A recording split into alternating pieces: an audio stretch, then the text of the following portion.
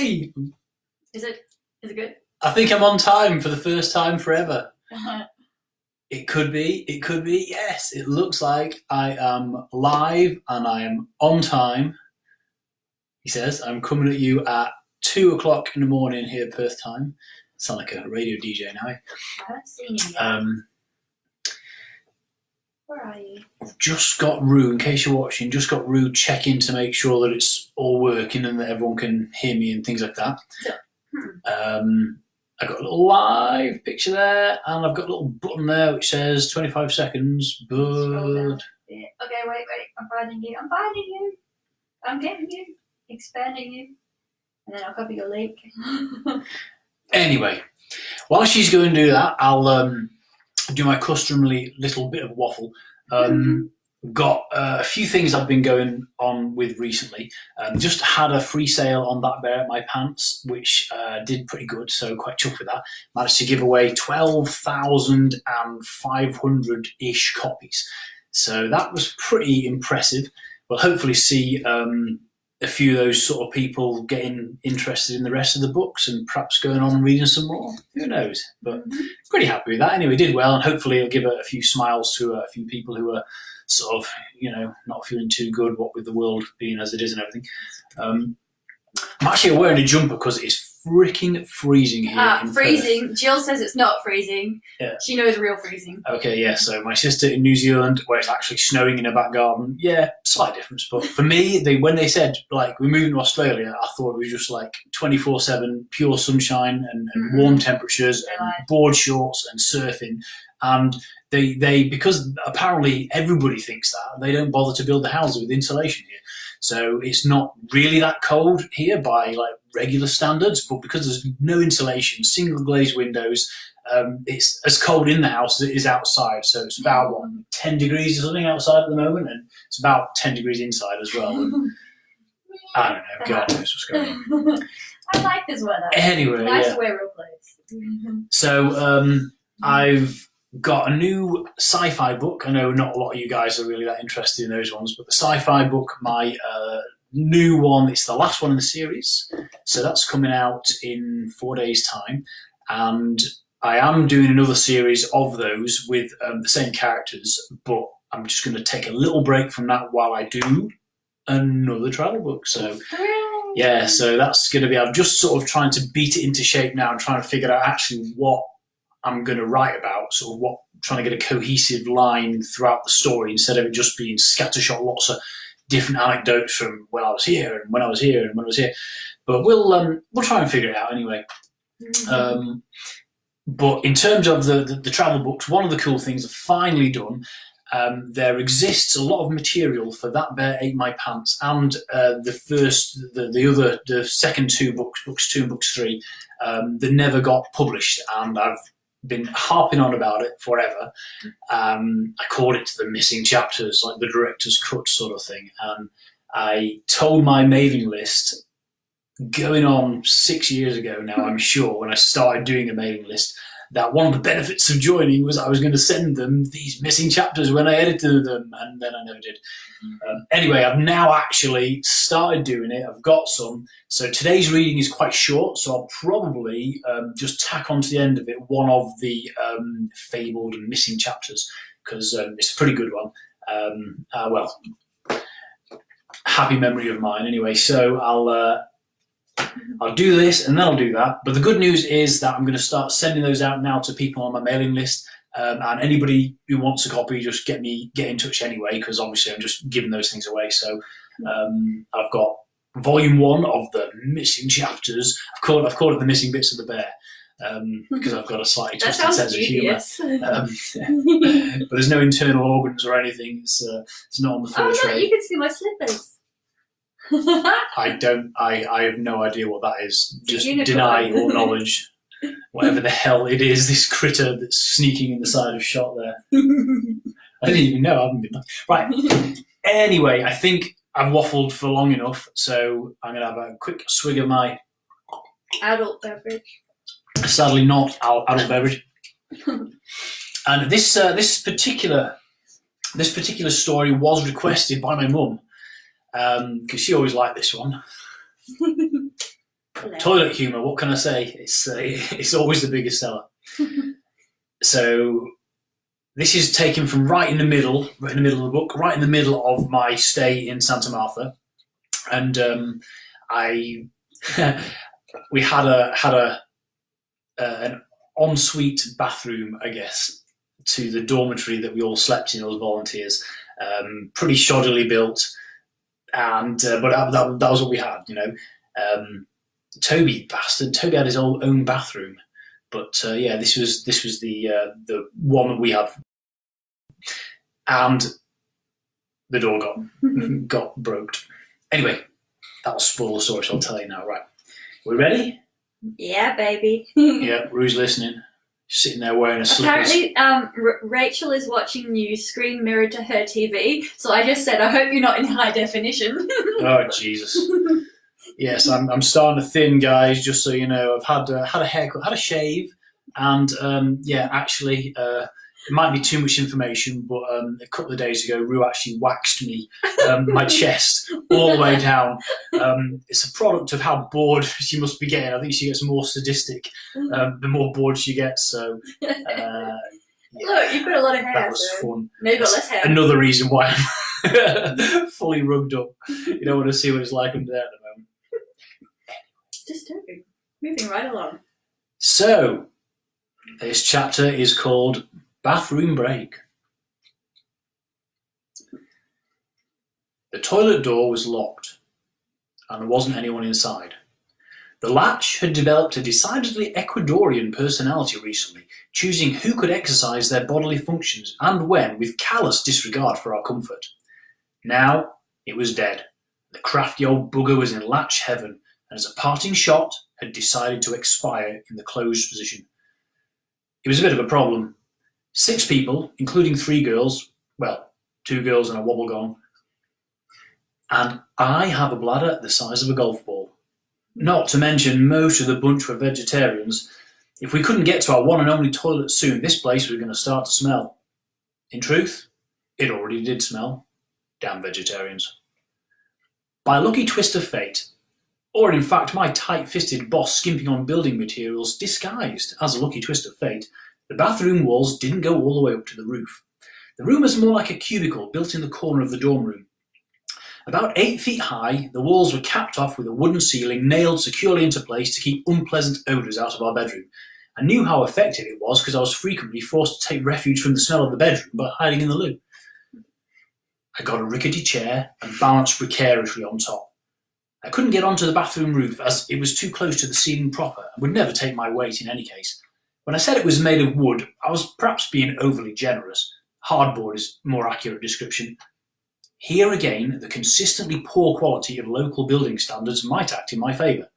This roof was about as strong as Toby's taste buds, or what was left of them. Richie, that's one of the volunteers as well, Richie jumped up next to me, causing severe strain to the chair. "Can we pull that off?" he asked. Yeah, don't see why not. I'd been thinking the same thing. I had to grin at the peculiarities of a life which involved 2 grown men trying to break into an empty toilet. It was very nearly the strangest thing I'd done all week. With a screwdriver someone found on a shelf in the living room, I prized the edge of the roof loose. The nails this exposed, in keeping with most of the nails we used, were very big and very rusty. With the main roof beams less than 2 feet above the bathroom ceiling, we wouldn't be able to open it very far. The thin board was fairly flexible, so by bending it upwards, we managed to create a slim gap edged with rusty nails. It looked disturbingly like a mouth. But being hardboard, and therefore only a few generations removed from actual wood, the ceiling resented being bent out of shape and was doing its best not to be, so it was a spring-loaded mouth, full of rusty teeth. In I went, losing a fair amount of skin in the process. Once I'd pulled my top half through, I discovered another problem. Well, 2 problems, actually. The first was that once off the chair, my legs dangled uselessly with nothing to push on. The second was that everyone else found the sight of my legs dangling uselessly out of a hole in the roof so funny that they let go of the ceiling to laugh at me. It sprang shut on my ass with a sensation somewhat akin to being spanked with a cricket bat. "Ow, you bastards!" I yelled. Unsurprisingly, this caused even more hilarity. Stuck half in and half out of the roof, all four limbs flailing frantically on both sides of the wall, with a rusty nail slowly embedding itself in the soft flesh of my left buttock.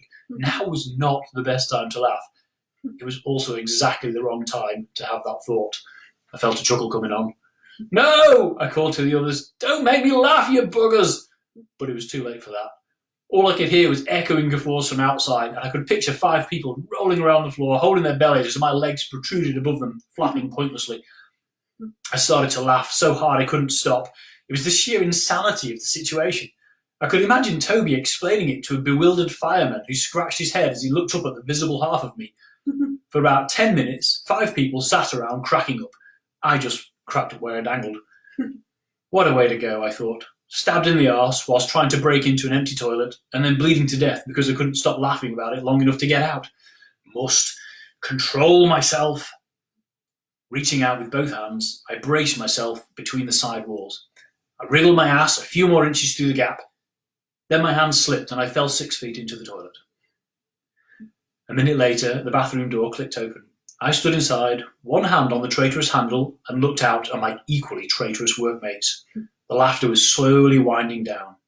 A couple of them had even managed to stand up. "Having fun in there?" Richie asked innocently. "Not too bad," I told him, except I got nailed.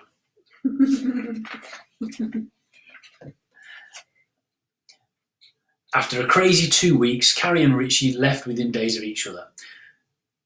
Life was often like that at Santa Martha. Volunteers came and went, featuring in our lives for a brief time, and just as I was getting used to them, they were gone. It was sad in a way, as each passing marked the last time I would see them again, and living and working so closely together forged strong relationships for the duration of their stay. Yet, once they passed beyond the confines of the refuge, I found I devoted little thought to them. Their lives were no longer enmeshed as were ours in the daily routine of feeding, cleaning, building, and freezing at night. It was hard to think about anything other than the work at hand, or the work waiting for us tomorrow. The centre grew to dominate our thoughts, as will anything which becomes both home and work and hobbies all rolled into one. It was not a bad thing. We just all cared about the centre, loved the animals, cursed the work, and shared the same petty frustrations. When not working, we talked about working, or what crazy task was likely to be next, or discussed the animals and whether we would get to see them released or not. Our lives revolved around Santa Martha, and anything which wasn't directly part of it tends to get pushed to one side. This was the excuse I used when phoning my parents for the first time since arriving in Ecuador, by way of explaining why it had taken me over a month to do so. I'd last spoken to my mother as she tearfully put me on the bus to the airport. Bless her. She was overcome with joy to find out that I was still alive. I feel so sorry. Sorry, Mum. Bless. I don't know why. Oh no, she was worried. And Bless her. You only took like 2 pictures? No, I took quite a few pictures. I had an APS film camera. Older. It had this cool function. You could either take really, really long, wide ones or normal ones. And so I took really, really wide ones almost the entire time because it's so cool and panoramic, and which you only got half as many pictures, but they were good for absolutely nothing. They don't fit in photo albums. They're too long to do anything with. They're just really, really useless. Anyway, not as bad as in Thailand, where my poor mum, bless her, was so upset that I hadn't sent her any photos that she actually bought me a camera and mailed it out to me. And I took one photo with it of the beach outside my bungalow, and then gave it to Rinvan, my friend. And that was the end of that. Anyway, right, so that was a short one. We're actually only at 13 minutes, 14 minutes. That was a short chapter. That was a short. A lot of the chapters, in fairness, the chapters in that book, there are over 80 chapters in it, which is why it's so long, but most of them are pretty short, so I did that on purpose. It's one to think about for the next travel book, actually. Nice short chapters. Yeah, well, maybe. Right. Okay, so here's one I prepared earlier, because I thought it was a little short one. So this is one of the chapters that I cut out just purely because the book was too long. I told the story a load of times, so I'll do the abridged version. Tried to get it published. They said it was too long. I cut a third of the book out.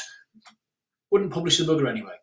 So I self-published. Hooray! Didn't do too bad. And now I'm finally getting my arse in gear and digging out all the bits that I cut out and seeing if any of them are good. A lot of them are pretty awful because the actual book went through a whole load of edits post that process and got a little bit more refined. It's still quite raw, my first book and that. But anyway, so this is one of the, again, slightly rawer chapters.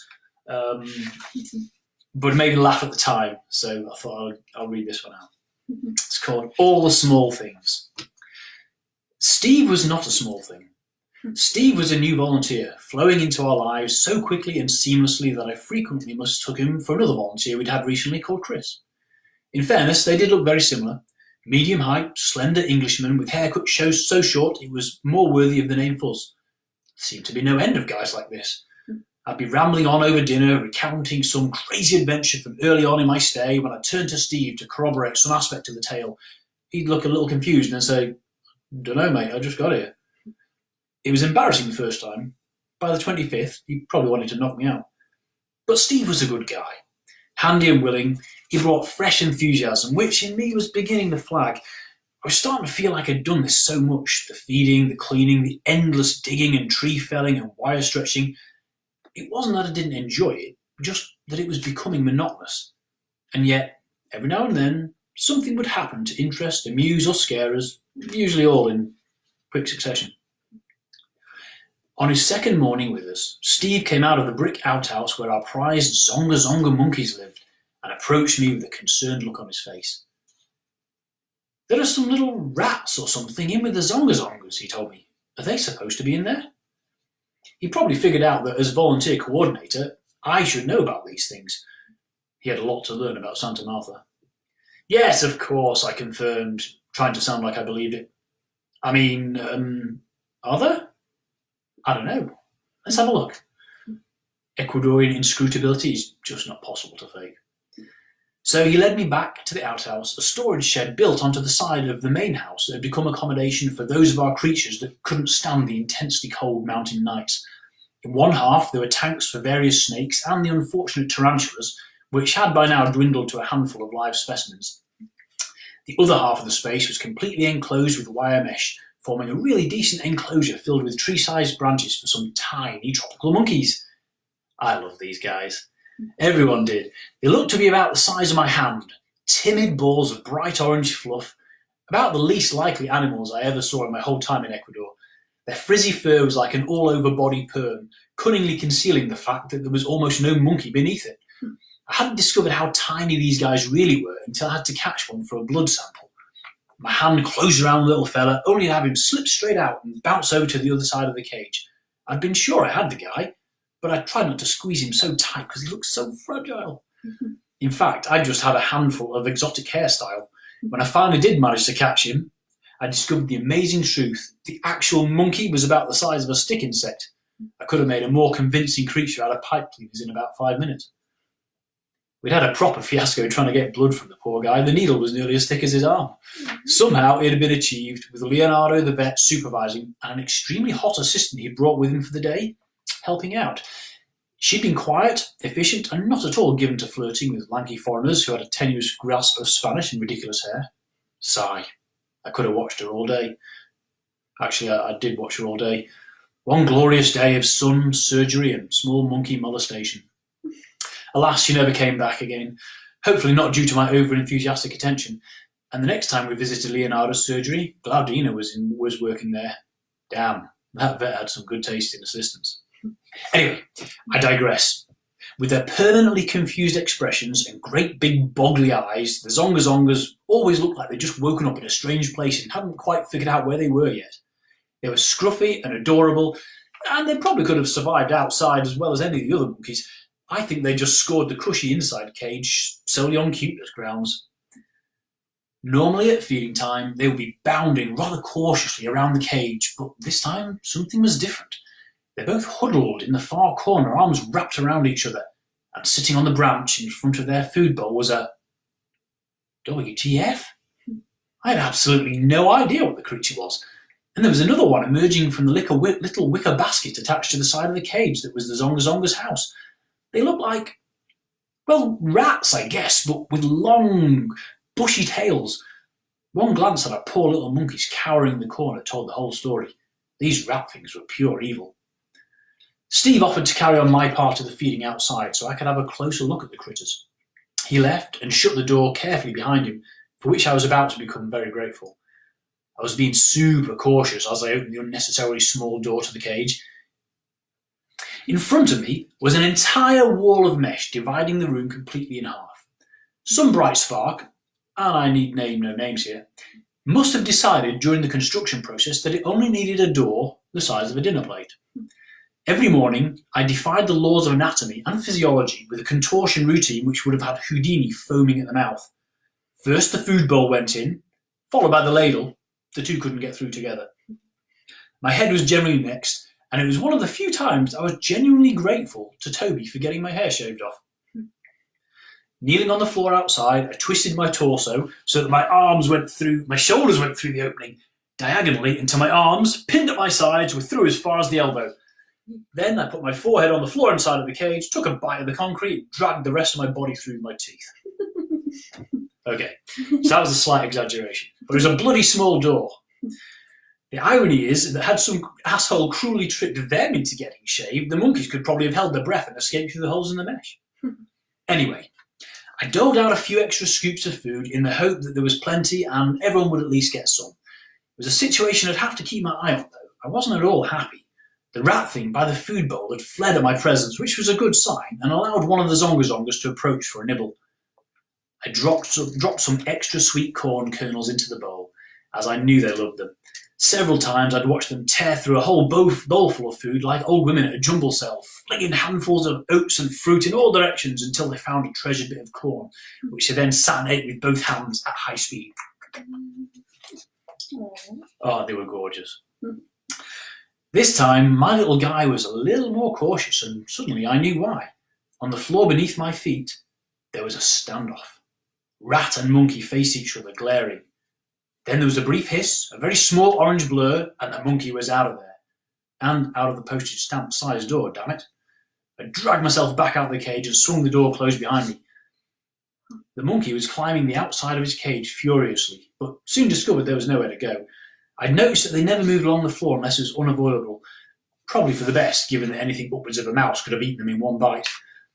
All I had to do was chase him upwards, and I caught him in the furthest corner where the front wall of the cage met the ceiling. No problem. I was, after all, the monkey man. I brought him down, held firmly and gently in one hand. I couldn't resist stroking the top of his fuzzy head with the fingertip. Don't worry, little guy, I told him. I'm on your side. I opened the mesh door and stopped. Inside the cage, something was happening. Up on the food bowl, the other monkey was eating rapidly. One of the rat things had decided that enough was enough. He charged out of the wicker house, down the side of the cage, along the floor, up the branch, onto the feeding platform, and without pausing, slammed straight into the crouching monkey. The monkey, hit by the furry equivalent of an express train, flew into the air and landed on another platform 2 feet away. The victorious rat glanced around, then buried its head in the food. In my hand, the other tiny monkey twitched. I could almost sense the change in his attitude. If this had been going on in a pub in England, he'd have just put down his beer and reached for a pool cue. What else could I do? I thrust the little fellow through the door and let him go. He ran straight to the branch and swiftly climbed it. I watched, amazed. He tiptoed along the branch to the feeding platform, then slowly approaching the rat from behind. Then, like lightning, bounded forwards and grabbed the thing by the tail with both hands. He yanked it back off the food bowl, swung it round like an Olympic hammer thrower, and launched it into the air. The rat hit the opposite wall with a thud and fell to the ground.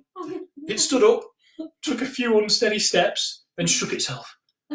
And just like that, order was restored. The rat scurried over to the far corner where it was joined in a huddle by its mate. The dazed Zonga, still looking vaguely confused, headed over to his friend who stood triumphant on the food bowl. They embraced briefly, then returned to the serious business of corn location. And the crowd went wild. I was laughing so hard I felt a little pee come out. I ran out of the shed, howling, and raced past the other volunteers in the general direction of the toilet. That kind of helped them think of me as sane. If someone else had told me the story, I never would have believed them. But that morning, the Zonga Zonga earned a new level of respect from me. Not that they needed it. They were already irresistible. They also earned a healthy dose of respect from those, well, whatever the hell they were. I never found out, of course. Even Leonardo the vet didn't have a clue. How are those squirrels? He asked me once. I shook my head at him. They were definitely not squirrels. But as an interesting side note, whilst I never did solve the mystery of the rat things, the Zonga Zongas themselves proved equally elusive. Whilst writing this book and trying to convince myself I hadn't been hallucinating, I tried in vain to find pictures of them online. No luck. It was a conspiracy theory. They didn't exist. I would have started to doubt myself, except I had a couple of blurry close-up photos to prove it. A few years later, I tried again on a whim, and bingo! As it turns out, they were an extremely rare species of titi or bearded monkey. So rare, in fact, they were only discovered by scientists in 2010, 6 years after I'd spent 2 months feeding them banana corn porridge. Yay! Very strange. Anyway, so that was... So cute. It was fascinating, actually, because nobody really knew what they were and what exact species. And I looked for ages, and I even emailed other volunteers, and I did quite a bit of research when that story was going to be in the book. And I also wrote another little story about them, just introducing those monkeys. They were one of my favourites. And I mean, they really were like not much bigger than like a modern Star Wars figure. You know, they were literally, you could just put them in your hand and adorable and really, really fuzzy. And whilst sort of relatively skittish, if you were bringing them food, they were your best friends like all the rest of the monkeys. So, you know, we got to sort of play with them and poke them the odd time. And eventually they got released. They went to Amazonico and got released back into the Amazon jungle. But yeah, a science expedition found them and catalogued them, apparently, in 2010. And reckoned they were one of the most endangered species on the planet, because they didn't reckon there could be more than 100 of them. Wow. But so they were already there when I arrived at Santa Martha, so they must have been confiscated as part of the live pet trade. So someone had found them in a market, or they'd been taken, someone had them as a pet, and they'd been reported, and that's how we got them. I don't know exactly how. But yeah, it just goes to show some poacher had gone to the jungle to, as they used to do, to just capture animals, trap them, and bring them back to sell as exotic pets in the markets around Quito. And they'd found a monkey that no one else had ever found before. Except me, you guys. So yeah, and so then we got to keep them for a little while. Aww. Anyway, what do we think? We're at 27 minutes. Shall I call it a day there? Am I getting the hook? Have you got the tarantula story? Can you find that? The tarantula. I actually haven't edited that one, and it's good. It's interesting, but it's not really funny. So I'll just give you a précis of it, basically, because in that I mentioned we went into, there's like a brick outhouse built on the side of Johnny's house. Johnny the boss had this enormous 3-story concrete behemoth at the house, and he had this outhouse built on the side, which was like a shed, but like a brick built shed. And as I said, one half, you open the door, and immediately to your right was mesh, and that whole half of the shed was meshed in, and that was the cage that the Zonga Zongas were in. And the other side had like a little bench and a table, and some other bits and pieces. And basically on the table was a huge fish tank, about sort of 2 meters, at least 2 meters long, great big fish tank. And it was full of tarantulas. Ew. Because while I was there, somebody discovered a guy at the airport, the border force type people discovered a guy at the airport with a suitcase full of live tarantulas. Shit you not. He was travelling with a suitcase full of live tarantulas. That was just his check-in luggage. And he'd have just got to his destination, which I think was Switzerland, and he would have taken whichever ones had survived the journey and sold them. And apparently they're worth a lot of money. So luckily he was stopped, and the tarantulas came to us. And there's a real problem with tarantulas, which is, firstly, no bastard wants to look after them, and secondly, no bastard wants you to release them on their property. Can you imagine a place like Amazonico where volunteers look after animals and tourists come and go, and they say, "Hey, I've got a proposal for you. Would you like us to come and release 100 live tarantulas into your vicinity?" Yeah, sure. Like, why not? Probably not. So we tried to find a place to release them, and no one would have them. So unfortunately, they stayed in the tank, 100 of them, and they just dwindled. You know, every few days, another couple would die. I cleaned them out sort of about once every sort of week to 10 days, and that was my job. No one else would do that. They would help. But basically, I had to put on a big leather welding glove and pick the tarantulas out one at a time. And they were very calm, you know, they just didn't move an awful lot. And then put them in a bag. And then I would sit with a sack full of spiders on my knee, whilst whoever was with me actually wiped out the cage and put some new leaves and foliage in there and stuff. And then I would very carefully empty the bag of spiders back in there. And we fed them by going. Me and Toby used to go into the fields, the surrounding fields, and catch crickets. We just literally, it was the craziest thing. We'd just be like, I can't even remember how we did it. Literally, just barehanded, just go and listen for them and then catch them, catch hundreds and hundreds of crickets because they were everywhere. And just drop them in the tank, and that was it. Eventually, the spiders would die off, and we would fish them out with a glove or chopsticks, and we would feed them to the monkeys. The monkeys loved them. Ironically, the spider monkeys, I think, loved them most. Is that cannibalism? It could be. And the capuchins, and they were never happier than when they had a load of spider legs, hairy spider legs sticking out of their mouth, I'm chewing assuming away. they were dead first, the spiders. Yeah, we waited until they died, and then we fed them to the monkeys. Still, It was a bit of a kind of a tragedy, that really. Not many people feel sorry for spiders, but they had a pretty crap look there. Anyway, right, I think I've waffled on for way too long, so I'm going to call it there. Same back time, same back channel next week. If anyone has any requests for particular stories that you remember that you want me to do, I'll try and find 2 more out of That Bear in My Pants, and then I'll move on to The Whole Dog, which was a longer book and has a few good ones. Honest, I promise. I know it doesn't sell that well, but it's got a couple of good ones in there. It's selling all. And then to a lot of people, their favourites is Kamikaze Kangaroos, so we'll do that. We have to wait for that. So come on. I've got 2 more of this.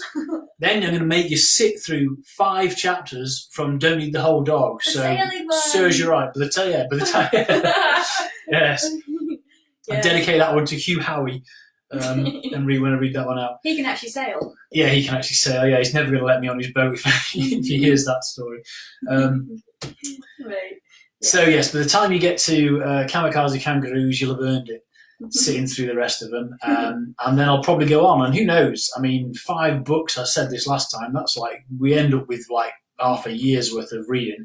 So if I manage to keep this up, by then I should have another book out, another travel book, so I'll be able to read from that. Hooray! That would be exciting. I don't have a working title yet, so I can't tell you. But as soon as tell you what, as soon as I've got a bit that's good enough, I'll read that out, and we'll see how that goes. So definitely. there you go. Could do it as we go. Chapter 1. Yeah, chapter 1, chapter 2, chapter 3. Yeah.